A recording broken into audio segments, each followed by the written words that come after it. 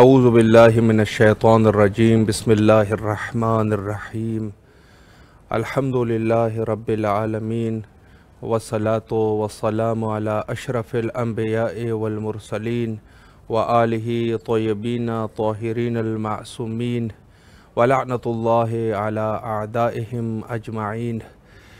امام حسین علیہ السلام فور عالمی چینل کربلا مقدسہ کے آن لائن ٹرانسمیشن پروگرام معرفت منتظر اجل اللہ تعالی فرجہ الشریف میں آپ کی خدمت میں حاضر ہے، اور ہمارے بقیہ جتنی بھی ٹرانسمیشنز ہیں ان کو آپ ملاحظہ فرما سکتے ہیں۔ جادو ٹی وی، روکو T V, Amazon fire T V, apple T V, اور بہاور نگر گجرات ہندوستان میں حسینی چینل کے توسط سے آپ ہمارے نشریات کو ملاحظہ فرما سکتے ہیں۔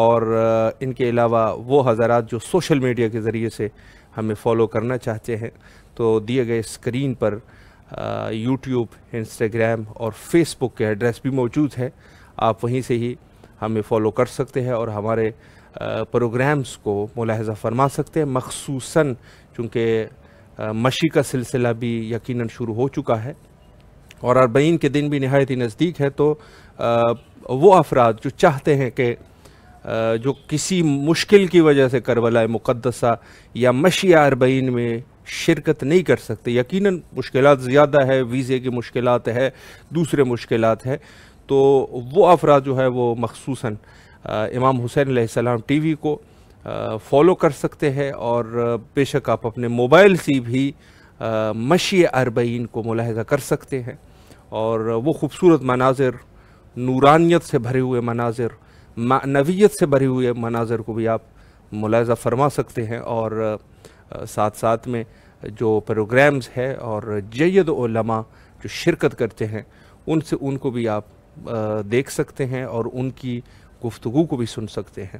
تو یہ ایک ایسی چیزیں ہیں، دیکھیں عرض یہ ہے کہ اگر ہم کسی اچھی چیز کی طرف رغبت پیدا کریں گے تو یقیناً اس کے اثرات ہوتے ہیں، کسی برے چیز کی طرف بھی رغبت پیدا کریں گے اس کے بھی اثرات ہوتے ہیں، اور یہ اثرات نسلوں میں بھی جاری ہوتے ہیں۔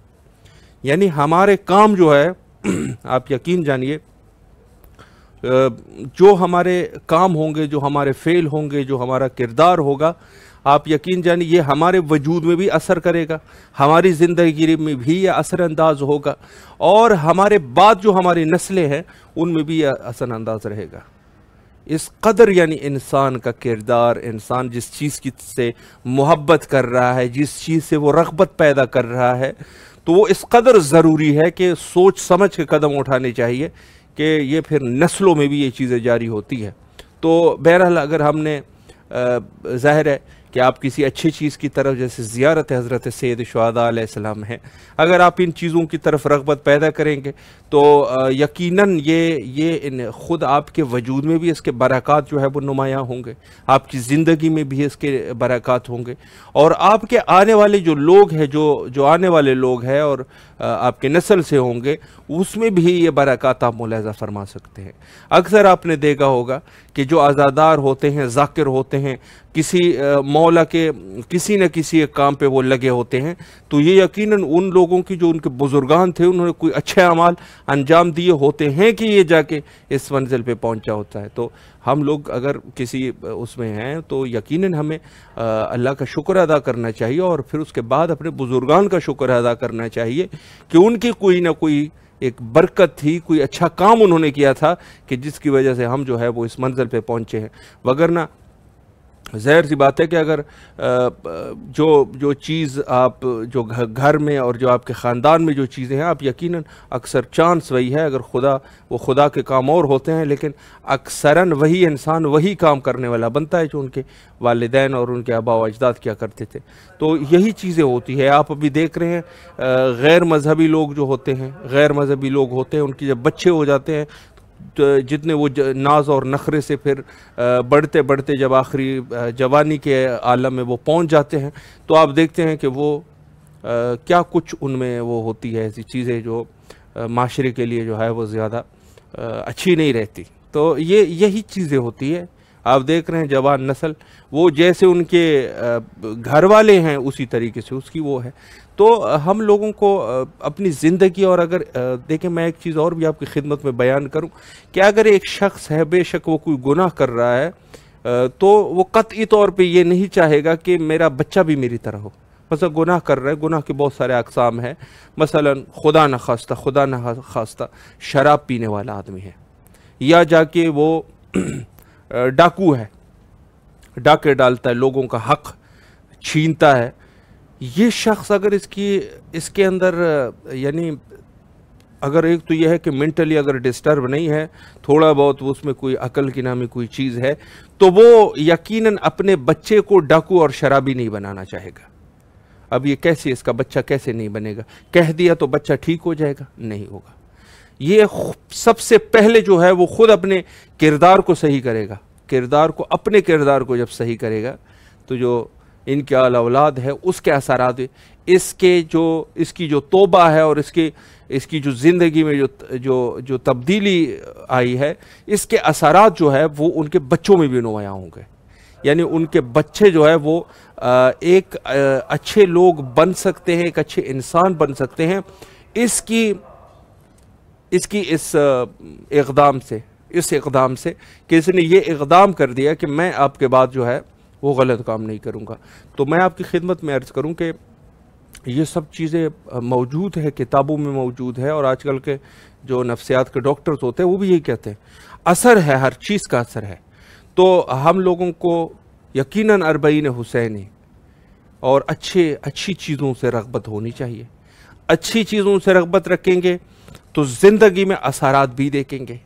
بری چیزوں سے رغبت رکھیں گے تو زندگی میں آپ اثرات دیکھیں گے، اور آپ کی زندگی کے بعد آپ کے بچوں کی زندگی میں بھی وہ اثرات دکھتے ہیں. تو یہ بہت نہایت ہی مہم چیز ہے. لہٰذا ہم لوگوں کو کوشش یہ کرنی چاہیے. یہ بات میں اس عنوان سے کر رہا تھا کہ چونکہ 40 جو ہے وہ 40 کا سلسلہ جو ہے وہ شروع ہو چکا ہے، اور مشی کا سلسلہ بھی شروع ہو جائے جس کو 40 واق بھی کہتے ہیں. تو 40 واق کا سلسلہ آج سے شروع ہو گیا ہے، اور دور دراز علاقوں سے حضرت سید شہداء علیہ السلام کی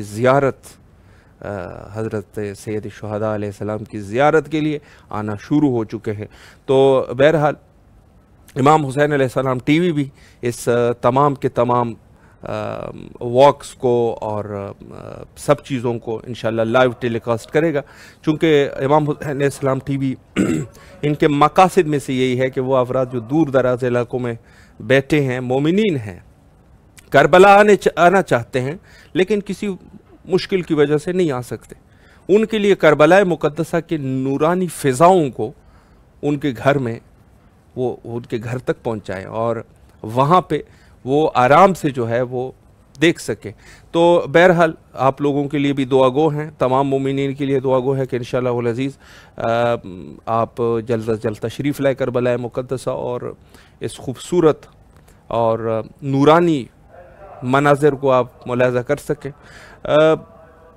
ہمارے زیارت 40 اور زیارت حضرت سید شہداء علیہ السلام، اس کی جو فضیلت خاص ہے، ویسے تو دیکھیں زیارت امام حسین علیہ السلام کے لیے کامل الزیارات کے اندر یہ حدیث لکھی ہوئی ہے کہ 40 عرض کروں کہ زیارت امام حسین علیہ السلام چھوٹے سے چھوٹا اجر اور اس کا کم سے کم ثواب یہ ہے کہ اگر کوئی زیارت سید شہداء کے لیے آ جائے، اس شخص کی جتنی بھی گناہ ہوتی ہے وہ بخش دی جاتی ہے، اس کی جتنی بھی گناہ ہوتی ہے وہ بخش دی جاتی ہے. اور یہ ایک عام دنوں کی اس کی زیارت ہے. یعنی حضرت سید شہداء علیہ السلام کی زیارت اس قدر جو ہے وہ اہمیت کا حامل ہے کہ اگر اس کی سب سے کم اجر جو ہے، زیادہ سے زیادہ اجر تو وہ تو جیسے آپ کے علم میں ہے کہ مثلا یہاں تک روایت ہے کہ 70,000 حج اور 70,000 عمرے کا ثواب ہے ایک زیارت امام حسین علیہ السلام پر. یعنی ایک زیارت جو ہے اس کا ثواب جو ہے وہ 70,000 حج کے برابر ہے. معصوم کا فرمان ہے، اور 70,000 عمرے، اور اس کے ہر قدم پہ ایک گناہ جو ہے وہ محو کی جاتی ہے، ختم کی جاتی ہے، اور ایک نیکی جو ہے اس پہ جو ہے وہ لکھ دی جاتی ہے. اور بعض میں تو یہاں تک لکھ دیا کہ یہ جو ایک قدم اٹھا رہا ہے، ایک قدم کی جگہ پر ایک عمرہ اور ایک حج کا ثواب اس کو دیا جاتا ہے. یعنی ہر قدم پہ ایک عمرے کا ثواب، بعض میں عمرے کا بھی ہے، ایک قدم جو اٹھا رہا ہے عمرے کا ثواب دے رہا ہے۔ خدا کی رحمت جو ہے وہ کربلا مقدسہ میں جس کو کہا جائے کہ اللہ کی رحمت تو جو ہے جو کہ جس کی انتہا نہیں ہوتی، تو وہ کربلا مقدسہ میں اللہ کی یہ عظیم رحمات جو ہے وہ کھل کے آ جاتے ہیں۔ تو یہ اجر ہے حضرت سید الشہداء علیہ السلام کی زیارت کا، کہ اگر انسان جو ہے وہ اسی وجہ سے فرمایا، اسی وجہ سے تو تاکید کی گئی ہے۔ جیسے بعض آپ نے شریعت کے مزاج کو اگر سمجھا ہوگا، نماز شب جو ہے وہ واجب نہیں ہے، لیکن یہ کہا گیا کہ سنت مؤکدہ ہے، اس کو انجام دو۔ اور پھر آپ دیکھتے ہیں کہ فضیلت میں بڑے روایات موجود ہیں، کہتے ہیں کہ جو نماز شب مثلا پڑھ رہا ہے اس کے لیے ثواب جو ہے وہ غیر حساب ہے، اس کا کوئی شخص جو ہے اس کا احاطہ اس کے ثواب کا نہیں کر سکتا۔ اور کبھی فرماتے ہیں کہ اگر انسان جو ہے کوئی وقت ایسا ہے کہ یا کسی مشکلات میں ہے، سفر میں نہیں کر سکتا، قیام رکوع سجود نہیں کر سکتا، تو فرمایا جس حد تک ہو سکتا ہے اس حد تک کرے۔ اور پھر فرمایا کہ اگر اس حد تک بھی نہیں ہے تو انسان سر کے ساتھ، جو سر انسان ہے سر کے ساتھ نماز پڑھے، نماز شب کو پڑھے۔ اب بار بار تاکید کر رہے ہیں، یہاں تک فرمایا کہ اگر کوئی امکان بھی نہیں، انسان چھلتا پھر رہا ہے، تو ذہن اور سوچ میں نماز شب پڑھے۔ اللہ اکبر! کیوں؟ چونکہ اس قدر اس کا اجر و ثواب ہے کہ معصوم بار بار اس چیز کی طرف کیا کر رہا ہے، اس چیز کی طرف آپ کو رغبت دلا رہا ہے کہ یہ چیز آپ انجام دے، بے شک جس طریقے سے بھی ہو، واجب نہیں قرار دے رہے لیکن کہہ رہے انجام دو، ثواب اتنا عظیم ہے۔ تو اگر زیارت حضرت سید الشہداء علیہ السلام کے لیے بھی آپ دیکھ لیں تو دقیقاً آپ کو یہی چیزیں نظر آئے گی کہ زیارت حضرت سید الشہداء علیہ السلام کے لیے فرما رہے ہیں کہ جو شخص بھی جو ہے وہ زیارت امام حسین علیہ السلام کرے، اس کا اتنا ثواب ہے، اتنا ثواب ہے، اتنا ثواب ہے، ثواب کی انتہا ہے، کوئی احاطہ نہیں کر سکتا۔ اور ایک چیز جو ہے وہ یہاں تک فرماتے ہیں کہ آپ جو ہے روٹی کے ساتھ، نمک کو روٹی کے ساتھ کھائیں، لیکن زیارت امام حسین علیہ السلام کے لیے ضرور جائیں۔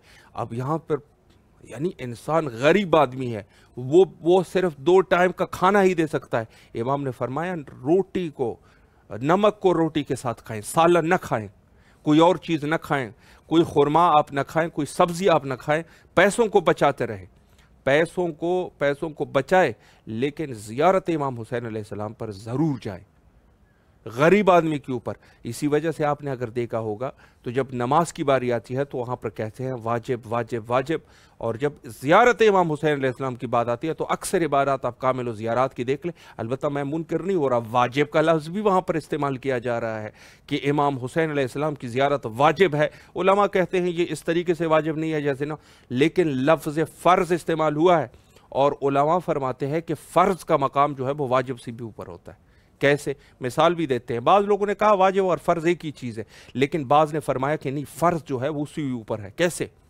وہ اس طریقے سے ہے کہ انسان اگر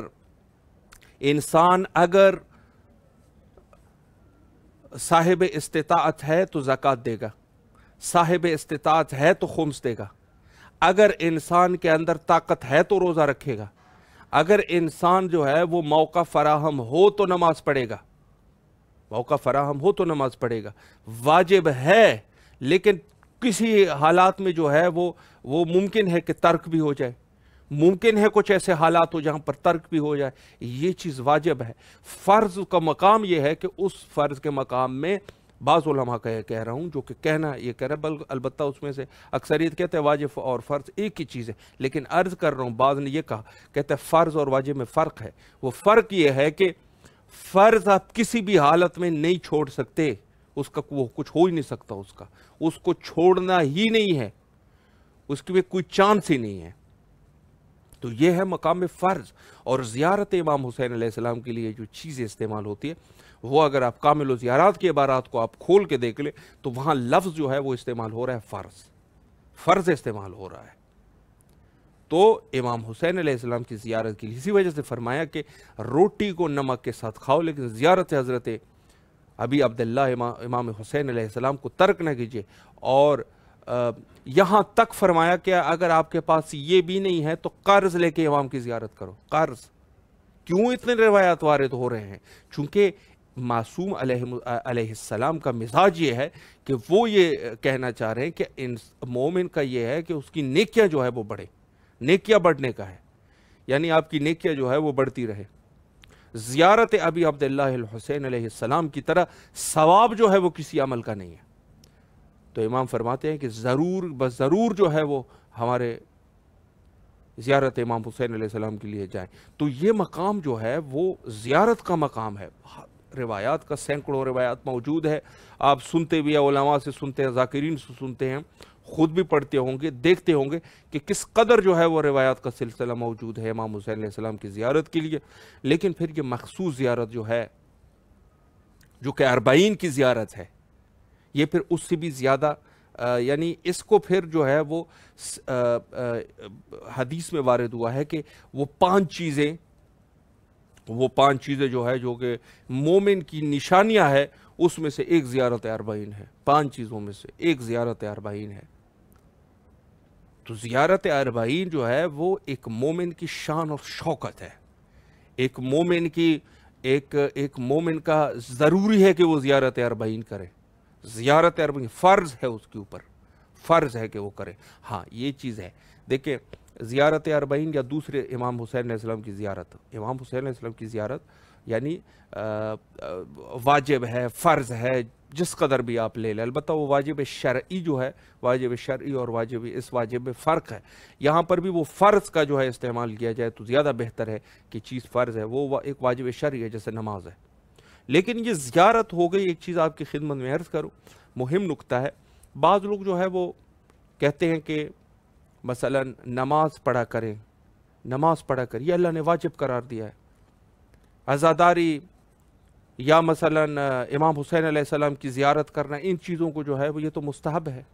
तो उनकी खिदमत में अर्ज़ है कि नमाज तो वाजिब आपकी कबूल ही नहीं हो सकती इन चीज़ों के अलावा। इसी वजह से नमाज पढ़ने वाले को मोमिन के उसमें उन्होंने मोमिन का यानी हर नमाजी जो है वो मोमिन नहीं हो सकता। लेकिन जो ज़ियारत करने वाला शख्स है और आज़ादार है, वो यकीनन ये सिफ़ात मोमिन में से है। अलबत्ता वो नमाज के लिए भी जो है वो 51 रकात पढ़ने वाला, और फिर वो दूसरे में जो है बिस्मिल्लाह को जहर से पढ़ने वाला, और उसमें से आखिरी जो है वो ज़ियारत 40 है। तो ये जो है मोमिन के सिफ़ात में है, और हद से ज़्यादा इसकी जो है वो फ़जीलत है, अहमियत है। ज़ियारत 40 पे जो लोग नहीं आ सकते, तो उनके लिए यही है कि वो अपने घर में ही इमाम हुसैन अलैहिस्सलाम के, और उसके लिए भी मासूम ने एक तरीका बताया है कि आप जो है वो घर के छत पे जाएं या किसी सहरा की तरफ चले जाएं और ज़रूर जो है वो ज़ियारत करें। इंशाअल्लाहुल अज़ीज़ आज आज़ादारी के उन्वान से मैं इंशाअल्लाह गुफ्तगू करूँगा। हमारे मुअज़्ज़ज़ मेहमान हुज्जतुल इस्लाम आली जनाब मौलाना सैयद इंतज़ार मेहदी आबदी साहब मुंबई हिंदुस्तान से हमारे साथ मौजूद है। इंशाअल्लाहुल अज़ीज़ गुफ्तगू का सिलसिला उनके साथ करते हैं, और आज़ादारी के उन्वान से इंशाअल्लाह उनके साथ गुफ्तगू करते हैं और उनके इल्म और मालूमात से इस्तिफ़ादा करते हैं। अस्सलामु अलैकुम व रहमतुल्लाहि व बरकातुहू। अस्सलाम रहमतुल्लाह बरकातुहू। किबला खैरियत से है इंशाअल्लाह, तबीयत मिजाज पे खैर है? अल्हम्दुलिल्लाह। क़िबला आवाज़ बहुत कम आ रही है। जी इंशाअल्लाह मेरी आवाज़ जो है वो शायद आपको कम आ रही होगी, लेकिन आपकी आवाज़ बिल्कुल क्लियर है। तो मैं जो ही सवाल कर लूँ तो आप रिलैक्स होके जवाब दें, और मोमिनीन इंशाअल्लाह समात फरमा रहे हैं। पहला सवाल जो है वो ये है कि आज़ादारी हज़रत सैयद शुहदा अलैहिस्सलाम, चूँकि इस दौर में ज़ाहिर है कि अभी अयाम अज़ा है और 40 के दिन भी आ रहे हैं, तो आज़ादारी की क्या अहमियत है, इस पर अगर आप वजाहत फरमाएं।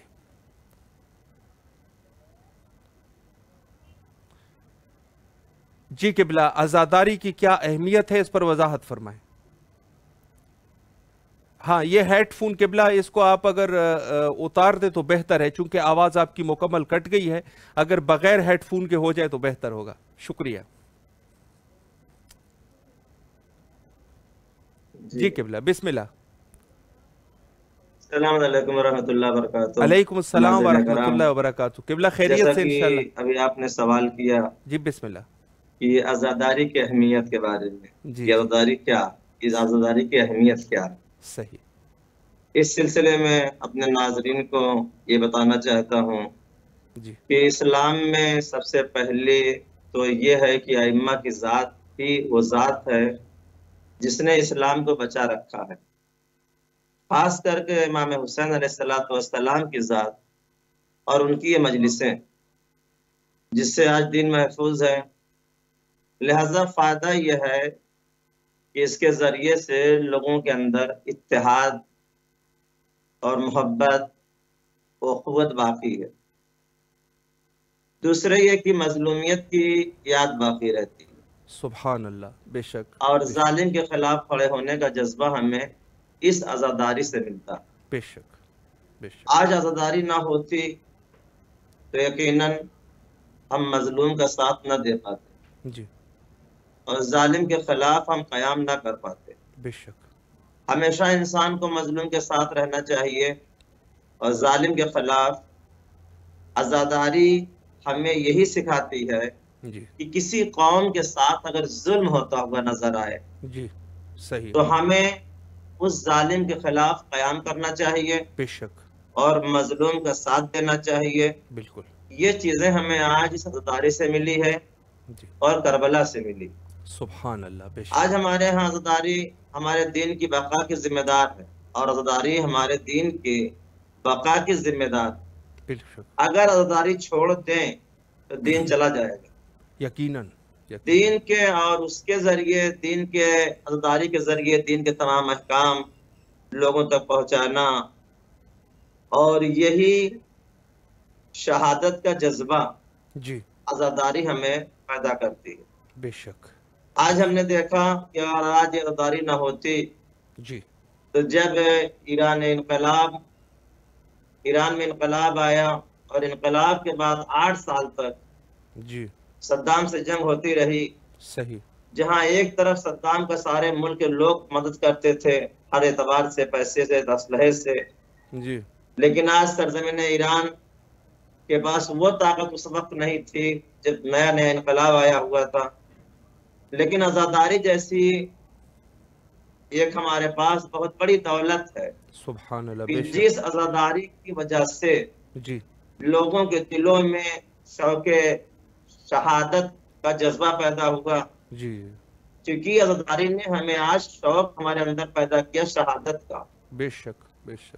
اور ہر لوگ اپنی اپنی جان کو قربان کر کے ایران انقلاب کی حفاظت کی۔ جی. آج ہمیں یہ سبق ملا ہے کربلا والوں سے، کیونکہ ہم کربلا والوں کو دیکھتے ہیں جی. تو ہمیں شوق شہادت کا جذبہ پیدا ہوتا ہے، بے شک. بے شک. اور یہی جذبہ ہمارا پیدا ہونا انسانیت کی بقا ہے دنیا میں۔ یقیناً. ہمیشہ ہمیں سہارا ملا کربلا کی یاد، کربلا کے لوگوں سے، بالکل. اور کربلا کی یادیں آج ہمیں زندہ رکھے ہوئے ہیں۔ بے شک. عزاداری، جلوس، ماتم، مجلس آج ہمارے لیے یہی ایک کامیابی ہے، اور ہم نے یہ دیکھا کہ جب امام حسین علیہ السلام اپنے اصحاب کے ساتھ اس دین کے لیے کربلا گئے جی. اور سب کو قربان کر کے دین کو بچا لیا، سبحان اللہ. تو ہمارا یہ فرض ہونا چاہیے کہ ہم بھی اپنے اس دین کے لیے، جی. اپنے اسلام کے لیے اپنے جان کو قربان کر کے دین کو بچا لیں، بے شک. بالکل. کیونکہ عزاداری تمام لوگوں میں اتحاد پیدا کرتی ہے، بالکل. اور عزاداری تمام انبیاء نے اس عزاداری کو قائم کیا ہے۔ جناب حوا، جناب نوح، جناب موسیٰ، جی. آج سب نے اس عزاداری کو برپا کیا، صحیح. اور آج سب سے بڑی اہمیت یہ ہے کہ اس عزاداری سے دنیا میں آج اتحاد قائم ہے، سبحان اللہ. بے اور شک. ہم مظلوم کے ساتھ کھڑے ہو کر آواز کو بلند کرتے ہیں اور ظالم کے خلاف قیام کرتے ہیں۔ بے شک.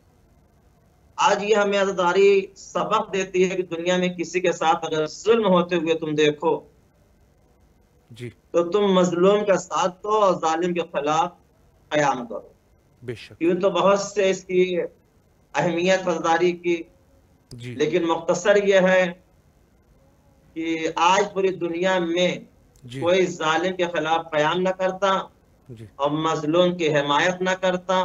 جی آج پوری دنیا میں عزاداری منعقد ہے اور لوگ ایک جہتی کا پیغام دیتے ہیں بے شک. کہ جہاں بھی یہ غم حسین منایا جاتا ہے جی وہاں سب ایک جٹ ہو کر، متحد ہو کر جی لوگوں کو کربلا کی تاریخ کو دہرا کر بتاتے ہیں جی کہ دیکھیے عزاداری کی سب سے بڑی اہمیت یہ ہے صحیح. کہ ہمیں آپس میں متحد کرنے کا سبق ملتا ہے اور سبحان اللہ. شوق شہادت کا جذبہ ملتا ہے. بے شک بے شک. السلام علیکم ورحمۃ اللہ. جی قبلہ، بہت خوبصورتی سے آپ نے وضاحت فرمائی اور بہت ہی خوبصورتی سے آپ نے بیان فرمایا. ایک سوال مزید آپ کی خدمت میں عرض کروں کہ ظاہر ہے ہر چیز کے کوئی نہ کوئی مقاصد ہونے چاہیے، تو عزاداری کے کیا مقاصد ہے اس پر بھی اگر ایک وضاحت ہو جائے. بسم اللہ کیجیے.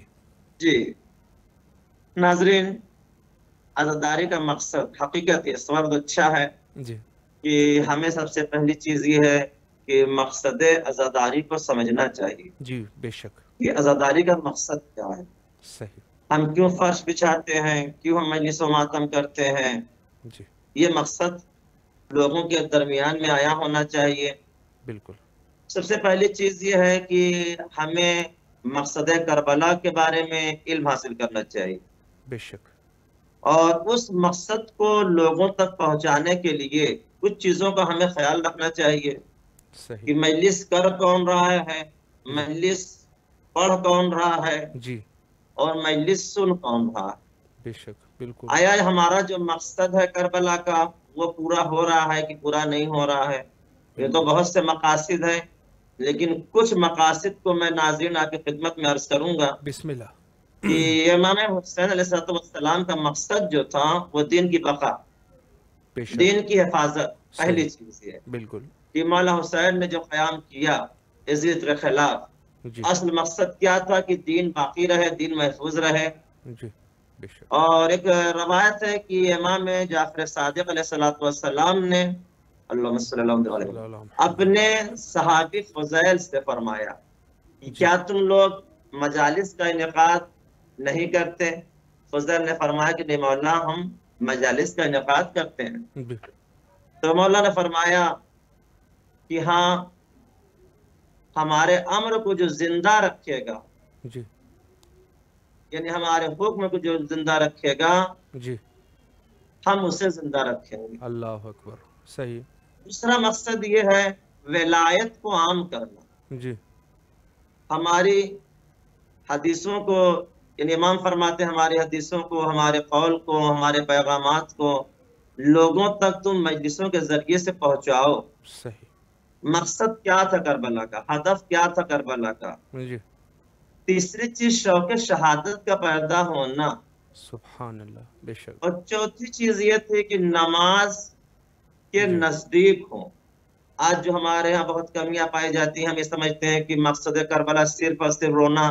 نہیں، مقصد کربلا صرف رونا نہیں ہے، جی رونا تمہاری فطرت میں ہے. صحیح. مقصد کربلا یہ ہے کہ جو مولا حسین سے مدینے کے لوگوں نے سوال کیا تھا مولا آپ مدینے سے نہ جائیے، جی تو مولا نے سب سے پہلا فکرہ کیا تھا کہ میرا مدینے سے جانے کا مقصد امر بالمعروف ہے، جی نہیں عن المنکر ہے. بے شک. میں اپنے نانا کی امت کی اصلاح کے لیے جا رہا ہوں، میرا کوئی ہدف نہیں ہے، مقصد نہیں ہے. جی قیام امام حسین علیہ السلام کا مقصد ہی یہی تھا جی کہ امر بالمعروف کو لوگوں تک پہنچانا اور نہیں عن المنکر سے روکنا. جی یعنی ان احکامات کو لوگوں تک پہنچانا جس احکامات پر ہمیں عمل کرنا ہے، جی اور ان حکم سے روکنا جس سے پیغمبر نے ہمیں روکا ہے. بالکل. تو قیام کا مقصد تھا کہ امام کا ظالم کے خلاف کھڑے ہونے کا جذبہ پیدا ہونا. صحیح. یہی تو مقصد کربلا امام حسین علیہ السلام کا تھا جی کہ اگر آج امام قیام نہ کرتے تو دنیا میں کوئی بھی ظالم کے خلاف کھڑا نہ ہو پاتا. یقیناً یقیناً. یوں تو ہمارے بہت سے مقاصد ہیں جی کربلا کے، لیکن جو اس میں اہم مقصد یہ تھا، ایک تو ولایت کام کرنا، دوسرے کی پیغامات کو لوگوں تک پہنچانا، صحیح، اور شوق شہادت کا پیدا ہونا، جی اور معصومین کے اقوال تک لوگوں تک پہنچا دیا جائے کہ اگر ان میں سے کوئی ایک بھی ہدایت پا جائے تو انشاءاللہ ہم سب کی محنت کو خدا قبول کر لے گا۔ انشاءاللہ، آج جو ہونا چاہیے مقصد، فرض بچھانے سے پہلے جی مقصد کیا ہے کہ آیا ہماری مجلسوں میں امر بالمعروف ہے، ہماری مجلسوں میں نہی عن المنکر ہے، جی ہماری مجلسوں میں آج کلام میں امام حسین علیہ السلام کو پہنچایا جا رہا ہے صحیح، یا نہیں پہنچایا جا رہا ہے؟ جی اگر پیغام امام حسین لوگوں تک پہنچ رہا ہے تو یقیناً مقصد کربلا پورا ہو رہا ہے، اور صحیح، اگر یہ پیغام امام حسین لوگوں تک نہیں پہنچ رہا تو اس کا مقصد ہے کہ ہم نے مقصد کربلا کو پورا نہیں کیا۔ جی تو سب سے اہم جو مقصد ہے امام حسین علیہ السلام کا کربلا کا، کہ لوگوں میں اتحاد پیدا کرنا، لوگوں کو اچھائیوں کی دعوت دینا، کسی پر ظلم ہوتے ہوئے دیکھنا۔ کوئی قوم قبیلے سے تعلق نہیں ہے، کوئی بھی اگر ہو، کسی بھی مذہب کا انسان ہو، جی اگر اس کے اوپر ظلم ہو رہا ہے تو مقصد کربلا یہ ہے، ہمیں کربلا یہ سبق دیتی ہے کہ تم اس ظالم کے خلاف قیام کرو، مظلوم کا ساتھ دو۔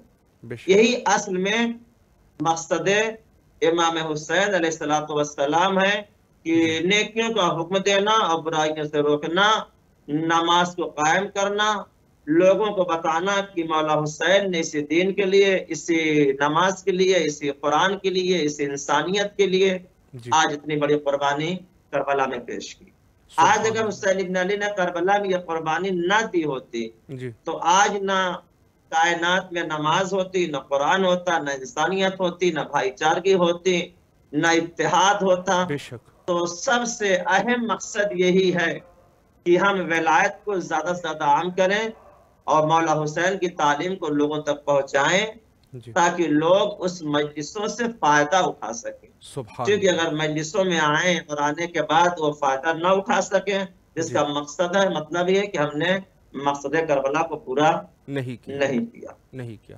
بہت خوبصورتی سے قبلہ آپ نے وضاحت فرمائی۔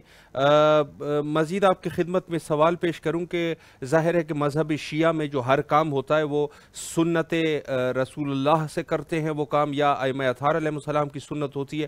تو سوال یہ ہے کہ کیا یہ عزاداری ائمہ اطہار علیہ السلام اور اہل بیت کی سنت ہے؟ اس پر بھی اگر کچھ وضاحت ہو جائے۔ ماشاءاللہ، یہ بھی سوال بہت اچھا ہے۔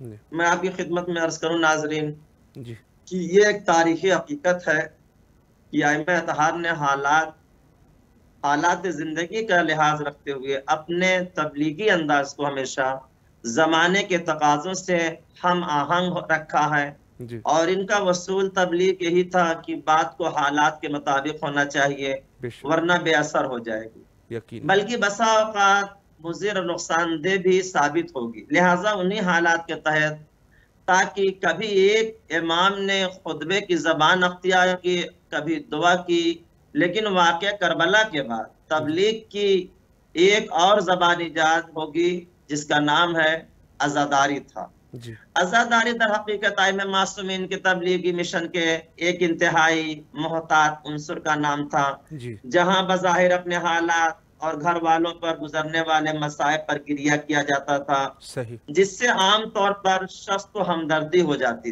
ہے جی اور کوئی شخص اس کی مخالفت نہیں کرتا۔ بے شک، وہاں اس گریہ و غم کے سائے میں دین کے عظیم پیغام کو نشر کیا جاتا تھا۔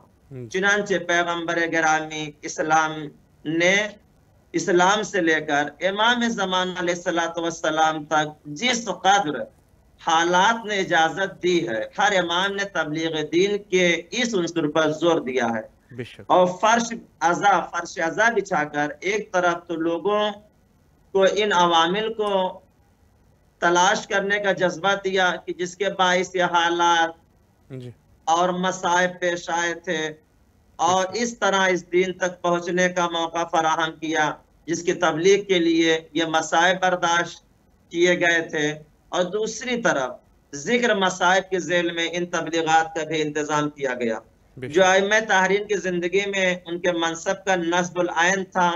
تبلیغ کی اس زبان اور عزاداری کے عنوان کے تحت ائمہ خدا علیہ الصلوۃ والسلام نے تفسیر، حدیث، تاریخ، احکام، عقائد سب کا تذکرہ فرمایا۔ حالانکہ عزاداری کا لفظی مفہوم تو صرف غم منانا، صبر اور سکون فراہم کرنا ہے، جس سے ان مسائل کا کوئی تعلق نہیں ہے۔ ذیل میں ہم رسول اسلام صلی اللہ علیہ وسلم اور دیگر ائمہ خدا علیہ السلام کی زندگی کا ایک جائزہ اس حوالے سے پیش کرتے ہیں کہ ان مقدس ہستیوں نے عزاداری کا کیسا انداز اپنے زمانے کے حالات کے مطابق کیا روش اپنائی ہے۔ تو میں ابھی خدمت میں عرض کروں ناظرین کی خاتم الانبیاء کی عزاداری، یعنی آخری نبی نے عزاداری کس طرح سے کی ہے۔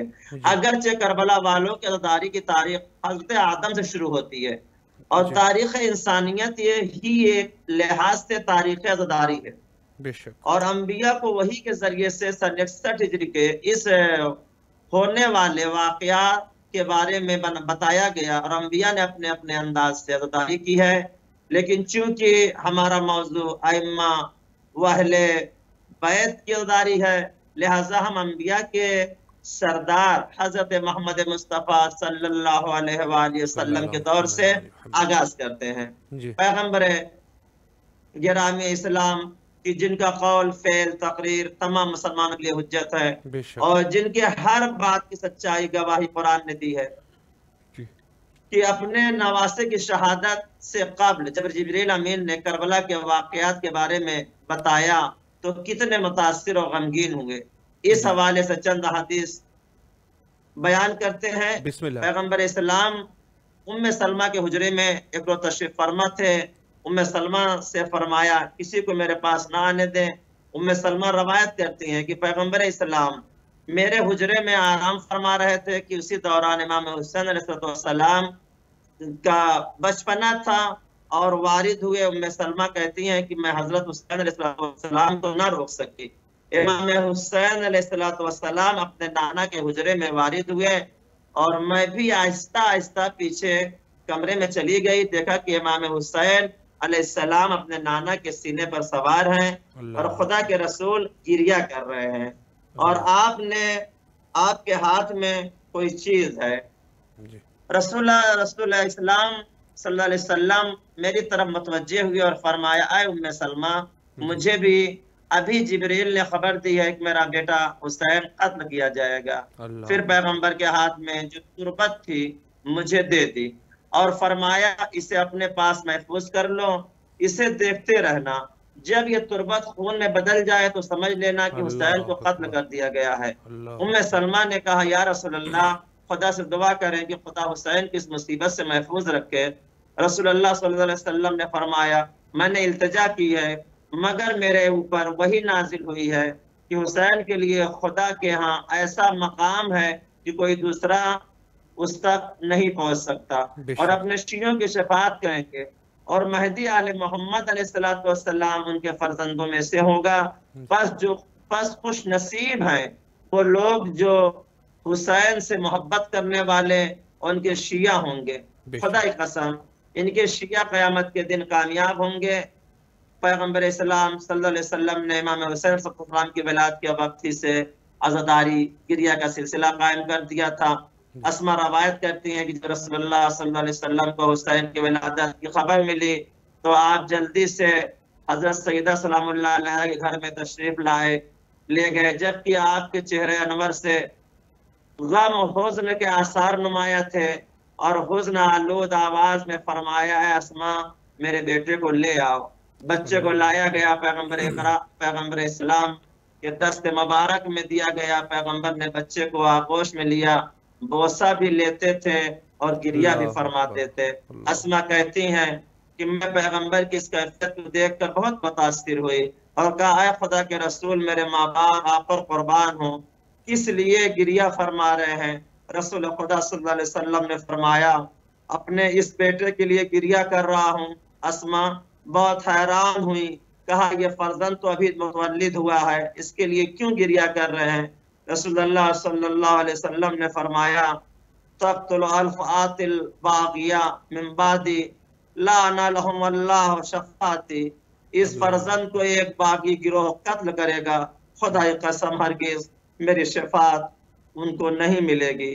اسما کہتی ہے میرے رسول، اسما کہتی ہیں کہ پھر رسول خدا اپنی جگہ سے اٹھے اور غم اندوہ کی حالت میں فرمایا، اسما اس واقعے کے بارے میں فاطمہ کو نہ بتانا، کیونکہ ابھی ابھی اس فرزند کی ماں بنی ہے۔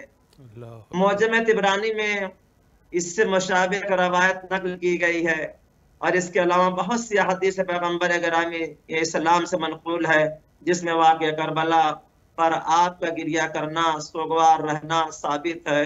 رسول خدا صلی اللہ علیہ وسلم نے جہاں حسین کی مظلومیت پر آنسو بہاتے تھے، وہاں حسین کی حقانیت کو بھی واضح فرماتے تھے۔ بعض اوقات جب خدا کے رسول زیب منبر ہوتے تھے، اپنے صحابہ کو خطبہ ارشاد فرماتے، اور دوران حسین وارد بزم ہوتے تو رسول خدا صلی اللہ علیہ وسلم اپنا منبر چھوڑ دیتے، بچے کو آغوش میں لیتے اور پھر لوگوں سے کہتے، خدا ھذا حسین فارفوہ وانصروہ، یہ میرا حسین ہے، اس کو پہچان لو اور اس کی مدد فرماؤ۔ رسول خدا صلی اللہ علیہ وسلم نے فرمایا کہ بے شک حسین کی شہادت سے مومن کے دلوں میں ایسی حرارت پیدا ہوگی جو کبھی بھی ٹھنڈی نہیں ہوگی۔ بے شک۔ تو ناظرین، میں نے آپ کی خدمت میں عرض کیا، یہ فرمان رسول خدا صلی اللہ علیہ وسلم، جہاں ایک خبر ہے وہاں ایک امر و انشاء بھی ہے، یعنی رسول خدا یہ چاہتے ہیں کہ مومنین اس عظیم قربانی کو، جس نے اپنے قربانی دے کر ہمیشہ کے لیے اسلام کو زندہ کر دیا ہے، یاد رکھیں۔ اور لفظ حرارت سے تعبیر فرمانا بھی بے مقصد نہیں ہے، بلکہ حکمت یہ حسین کو ایسے یاد رکھو دلوں میں تحریک و بیداری پیدا ہو جائے، نہ کہ ایسے یاد رکھو کہ جو انسان کو اپنے ذمہ داریوں سے غافل کر دے اور بیکار بنا دے۔ لہذا حقیقت داری کی نشانی یہ ہے ہمیشہ اپنے ذمہ داریوں کو ادا کرنے میں متحرک اور پرجوش دکھائی دینا چاہیے۔ بے شک بے شک۔ قبلہ اللہ آپ کے توفیقات خیر میں اضافہ فرمائے، آپ کے نہایت ہی ممنون اور مشکور ہے۔ امام حسین علیہ السلام ٹی وی کے تمام اراکین کی طرف سے آپ کا شکریہ ادا کرتے ہیں کہ آپ تشریف لائے۔ دل تو نہیں کر رہا کہ پروگرام کو ختم کر لے، لیکن ظاہر ہے کہ وقت جو ہے وہ ختم ہو چکا ہے، اور آپ سے انہی کلمات کے ساتھ التماس سے دعا کرتے ہیں۔ فی امان اللہ، خدا حافظ۔ جی یہ تھے ہمارے ساتھ حجت الاسلام عالی جناب مولانا سید انتظار مہدی صاحب، اور بہت ہی خوبصورت طریقے سے انہوں نے وضاحت فرمائی، اور نہایت ہی مہم نکات پہ انہوں نے اشارہ فرمایا۔ گفتگو کا سلسلہ ظاہر ہے عزاداری امام حسین علیہ السلام، جو کہ ایک نہایت ہی مہم چیز ہے، اور نہایت ہی جس کی ضرورت جو ہے وہ البتہ اسی دور سے، دور ائمہ سے شروع ہوئی، لیکن ظاہر ہے دور ائمہ میں جو عزاداری کا سلسلہ تھا وہ یقیناً آج کے عزاداری سے مختلف تھا، اور بعض لوگ یہاں پر بھی غلطی کر جاتے ہیں کہ جو کام وہاں نہیں ہوئے تو وہ یہاں پر ہم نہیں کریں گے، تو وہاں پہ تو بہت سارے کام تھے جو نہیں ہوئے تھے، لیکن آج تو آپ کے پاس آزادی ہے، وہاں پہ تو جلوس بھی نہیں نکلے ہیں، تو پھر جلوس بھی آپ نہیں نکالو گے۔ تو یہاں پر یہ اعتراض کا چھوٹا سا جواب میں دے دوں، وہ کہتے ہیں جو معصوم نے جو کام نہیں کیا ہم وہ عزاداری میں نہیں کریں گے، تو معصوم کی عزاداری اس زمانے میں ظاہر ہے مشکلات تھے، آج کی جو ہے دور الحمدللہ زمینہ جو ہے وہ ہمارے لیے فراہم ہے، اور 40 کے دن ہے۔ بہرحال حجت خدا کے ظہور کے لیے زیادہ سے زیادہ دعا کرنی چاہیے۔ اللہم عجل لولیک الفرج۔